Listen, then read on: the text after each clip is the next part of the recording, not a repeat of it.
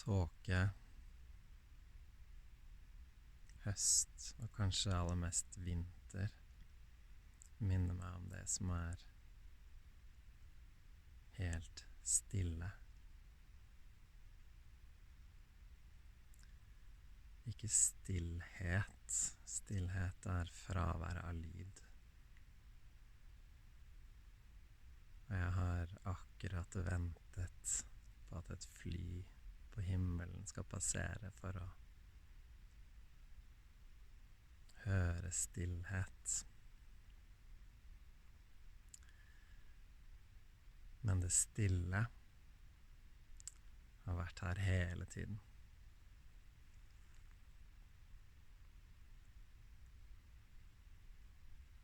Det stille er tomrommet.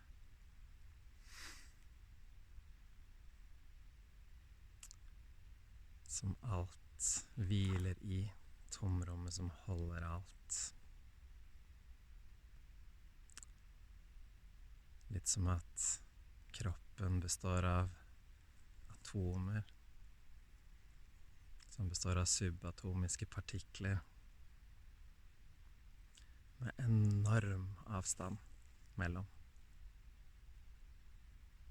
Sånn at det aller meste av det vi opplever som masse, fast, tett, egentlig er tomrom, stille, uten bevegelse. Selv der hvor det er enorm bevegelse, masse energi,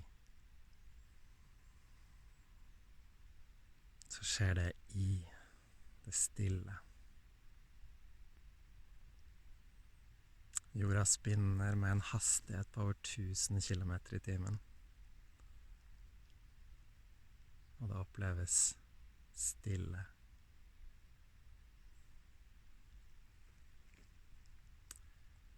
Jorda roterer rundt sola med en hastighet på 107 000 kilometer i timen.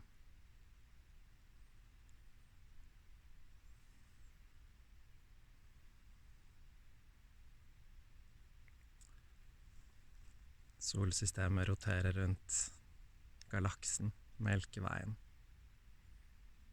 i over 700 000 kilometer i timen. I et stille univers. Hvor også solsystemet beveger seg.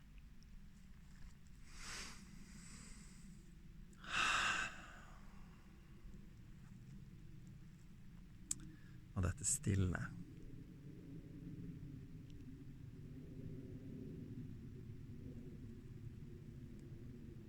er min natur. Dette stille er min bevissthet, der jeg er bevisst alt som foregår. Der alle bevegelser skjer. Min bevissthet er tomrommet, hvor alle fenomener kommer og går.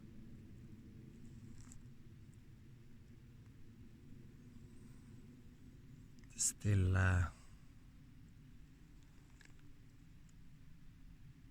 er det som kan skje i meditasjon, når alt faller vekk.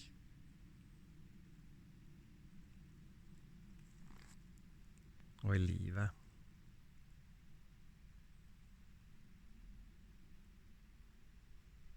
Når livet blir opplevd fra et meditativt sted i oss selv, forankret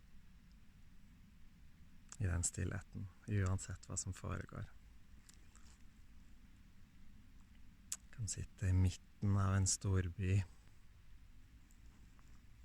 med masse ting som foregår, midt i emosjonelt drama, og det som holder alt.